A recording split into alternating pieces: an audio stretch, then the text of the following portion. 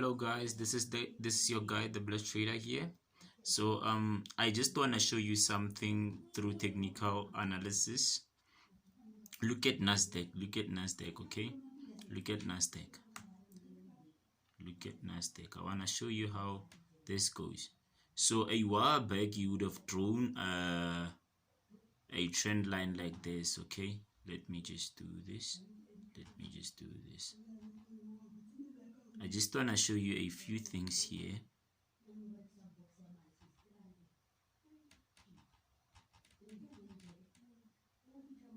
Just want to show you a few things on technical analysis right there. Just a few things.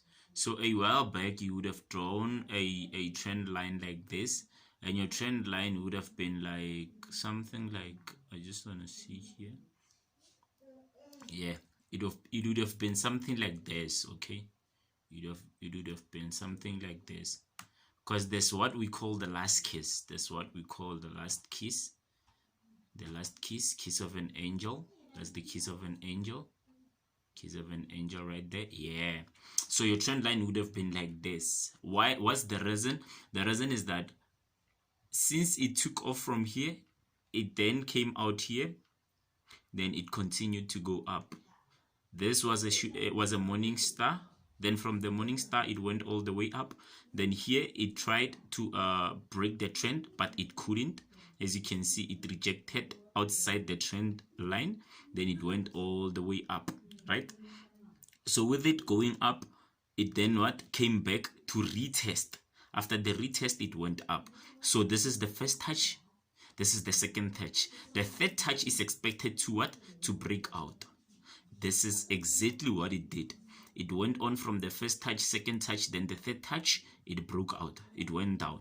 But unfortunately, because Nasdaq was not on a fall zone, it can't fall as hard as it was expected to fall after this breakout. This is what it did. It went down, it consolidated, it went up. So going up, it couldn't break and close above the trend line. What it did is it gave us a brilliant reversal right there. As you can see, there are two spikes, two rejections right there.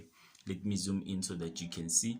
As you can see, looking at it there are two rejections right there. Two rejections. The other one is touching the trend line, then the other one is not touching the trend line, is giving us entry. So it's a rejection spike for us to go down. It's a brilliant reversal candle whereby our system would show here that we sell, which is what it actually did today. It gave us a sell here from the buy that was taken from around 1 o'clock, I think, right here 1 o'clock, 12 o'clock, it was a buy somewhere there. It was a buy all the way to here, then it gave us a sell all the way to back to where we were, right? So here's how it goes, right?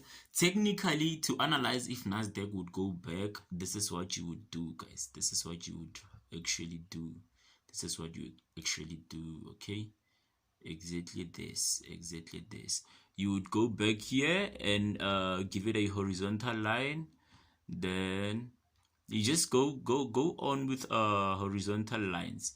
Remember, horizontal lines carry a very huge impact in the market. A very huge impact in the market, as you all can see.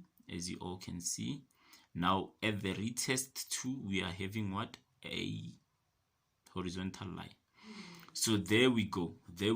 Then we are having one last horizontal line, of which would be this and this. I want to show you. I'm gonna tell you why I'm doing this, okay? I'm gonna tell you. Horizontal lines always rest on the body. They always rest on the body, not the spike. They always rest on the body, not the spike. They always rest. In this case, they have to rest here. Then in this case, yeah, they are resting good. They are on the body right there. In this case, yes, it's a body right there. Then, like I'm showing you guys here, here's what I want to show you guys, okay? Here, it's not supposed to be two horizontal lines. This is what it's supposed to be.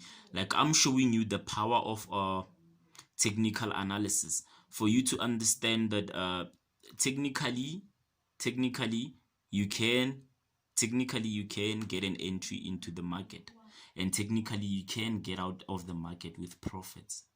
Okay, so this is what it's supposed to be. This is what it's supposed to be. This is a hot zone. This is a hot zone. This is where the market is eligible to fall again when it goes back up. Okay, so this here becomes what? Our resistance. This here becomes what? Our resistance. As you can see, it went up, it resisted and went down, it went up, it resisted and went down. So this here now becomes our support. And if you can notice, our support is bigger than our resistance. Our support is bigger than our resistance. I want to show you something. Our support is bigger than our resistance. Our support is bigger than our resistance. There we go. There we go. This is our support area right there. Our support area right there. Looking at it, our support is bigger than our resistance. Why is this so? Okay. Back to the theory. Nasdaq is always on the buy trend, right? So since Nasdaq is always on the buy trend, this simply means now when it buys big. When it sells small. Look at this. It bought big, it sold small. It bought big, it sold small. Then it rejected, broke the trend line, and then it went down. But the sell, it's a small sell because it broke here. This is a break. This is a sell break right here. This is a sell break because as you can see, it went down, but it also gave buyers some money. So it's a trend break right there. So looking at that trend break, you can see that it continued here. Then the continuation also had some consolidations. It had some pullbacks. Okay. Then that's where it consolidated, and today it gave us that buy. Then it bought very hard. Now it sold hard. Remember, each and every time Nasdaq sells hard, we expect a big buy. So this simply means now we are starting on a new trend. We are starting on a new trend. Let me show you something else. This is where my analysis get to advance now. This is where my analysis get to advance now. This is where they get to advance. When I'm talking about my 3D analysis, the advanced ones, I'm talking about something like this. Something like this. Let me just do this. Yes. This is where my analysis get to be advanced now. This is where my analysis get to be advanced now. Now, this is how it goes. This is how it goes. Look at it. Look at that. Look at that. Look at that. I want you to take a good look at that. Take a good look at that. So according to the analysis, this is where we put it, right? According to the analysis, this is where we put it. This is what's gonna drive us to put it here. So if we put a trend line, from here to here, then that trend line would then join like this. Let me show you something. Talk is cheap. Let's just do it. Talk is cheap. Let's just do it. Let's just do it.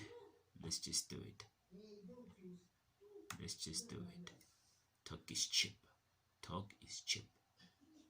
There we go. Remember, our trend line has to keep all the candles in line, right? So where are we gonna have our X cross?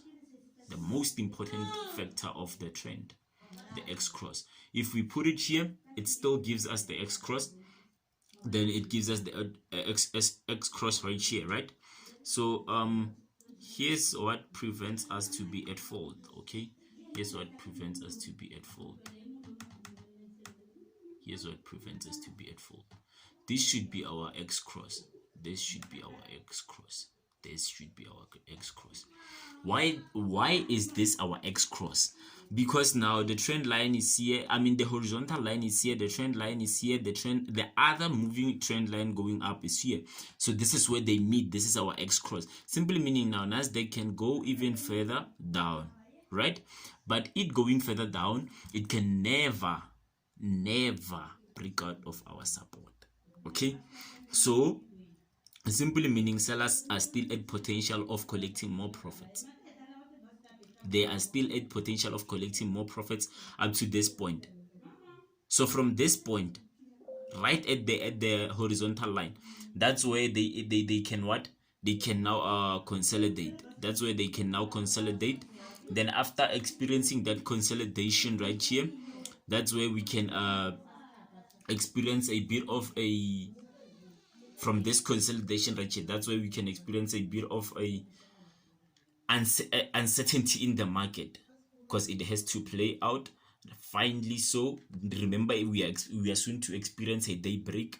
So from that day break, that's where we're gonna be getting a new way up trend. And remember, the way up is now getting bigger. It's now getting bigger. So simply meaning now we are still going up. We are still going up, and pretty much good. So we are expecting a very big buy for tomorrow. We are expecting a very big buy for tomorrow. And tomorrow, if tomorrow breaks this out, if tomorrow break this for us, then boom, boom, we made a kill. We made a kill. So somewhere here, before the day break, I might give out a signal, or we might wait for the day break. Then after the day break, that's when I can give out a signal. Okay, after the day break, that's when I can give out the signal. So if I don't give out the signal somewhere here, then I can give out the signal right here after the X cross, right here, right within the support area. Let's just say the support area, I can give out a signal, and it will be determined by how the support area is moving. Then that's when I can tell you all whether to buy or sell. Okay, so as you can see, that's simple technical analysis for you. Simple, because Nasdaq is always on an uptrend. Okay, Nasdaq is always on an uptrend. So you look at the previous lowest low, which is this previous lowest low. Then we have the previous low, of which is the lowest low of the day, right? Then we have the daily low, highest high. This is the highest high. So this is the high, this is the highest high. So that forms us a resistance area there. That's a resistant area. And this is the lowest, this is the lowest low, the daily low.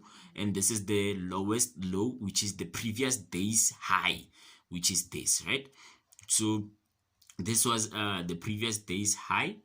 That's where it consolidated and gave out a highest high, which is this, right?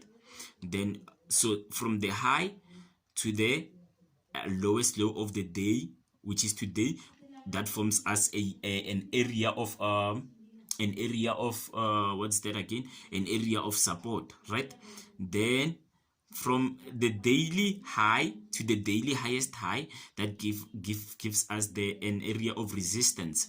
Then from that area of resistance and this area of support, we are now that we can now put in trend lines that are valid with the trend, that can explain both the highest trend and the lowest trend, for us to know whether we are going through with what, with the buy for tomorrow or the sell for tomorrow.